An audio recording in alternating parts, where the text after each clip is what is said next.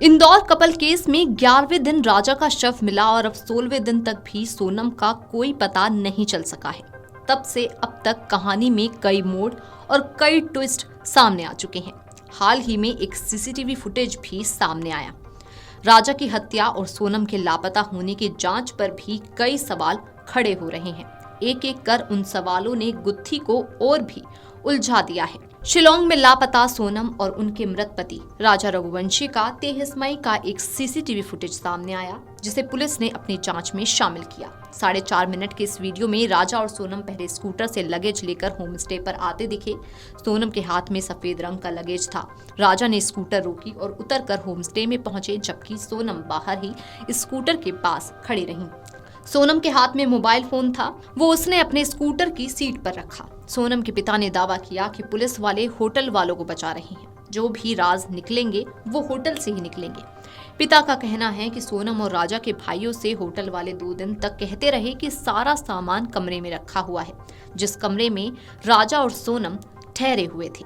फिर पुलिस ने अचानक कहा कि सामान रात 11 बजे नाले के पास से मिला। अब पहला सवाल ये उठता है कि जो सामान कमरे में 2 दिन तक रखा था, वो नाले के पास तीसरे दिन कैसे मिला?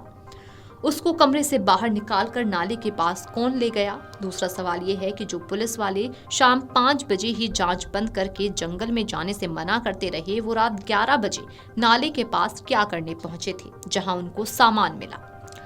सोनम के पिता का आरोप है कि बेटे गोविंद को शिलोंग गए 10 दिन हो चुके हैं। 6 से 7 दिन तक तो पुलिस उनको मूर्ख बनाती रही। थोड़ी सी बारिश होती तो पुलिस वाले कहने लगते कि छींटे आ रही हैं, गाड़ी में बैठ जाओ। खाई के अंदर जहां राजा का शव मिला, वहां पर 2 से 3 ट्रक कचरा कहां से आया? सबसे बड़ा सवाल, वहां कचरा कौन डाल गया?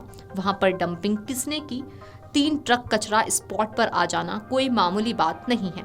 हो सकता है कि पहले भी कचरा डाला गया हो और उसके नीचे उन लोगों के शव दब गए हों जो वहां पहले लापता हुए। अब इसकी वजह से पूरी घटना की सीबीआई जांच होनी चाहिए। वहां की पुलिस की जांच पर भरोसा नहीं है। ये सब बातें सोनम के पिता ने कही।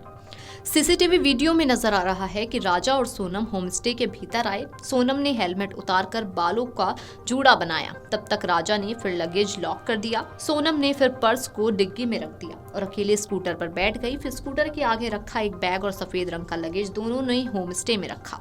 फिर सोनम अकेले बाहर आई और फोन देखते हुए 8-10 कदम चली। फिर मोबाइल देखते देखते लौट आई और स्कूटर पर बैठ गई, जिसके बाद दोनों रवाना हो गए। पुलिस का कहना है कि राजा की हत्या गैंग ने की। हत्या में उपयोग किया गया हथियार नया था, जिससे पेड़ काटे जाते हैं। इस पर सोनम के पिता ने सवाल उठाया। उनका कहना है कि पुलिस के अनुसार ये गैंग वार है। गैंग के पास पिस्तौल और चाकू होते ही हैं।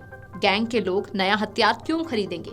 वे अपने पास रखे हथियारों का इस्तेमाल करेंगे। अगर मान भी लीजिए कि उन्होंने नया हथियार खरीदा था, तो फिर उन्होंने वो हथियार क्यों फेंका? अगर गैंग है तो उसे आगे भी आपराधिक घटनाओं के लिए हथियार की जरूरत पड़ती है।